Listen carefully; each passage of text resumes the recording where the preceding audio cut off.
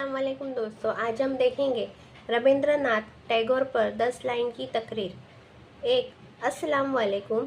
2. आज मेरी तकरीर का मौजू है रविंद्रनाथ टैगोर। 3.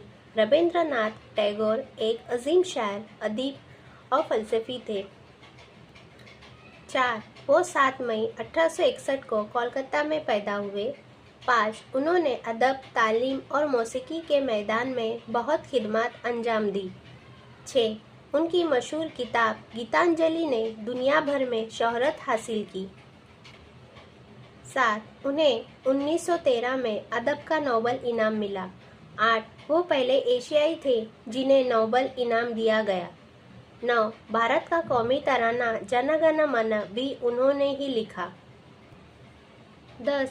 रविंद्रनाथ टैगोर 7 अगस्त 1941 को वफात पा गए, लेकिन उनका नाम हमेशा जिंदा रहेगा। शुक्रिया दोस्तों, ऐसी मेरी नई वीडियो के लिए मेरे चैनल को लाइक, शेयर और सब्सक्राइब कीजिए।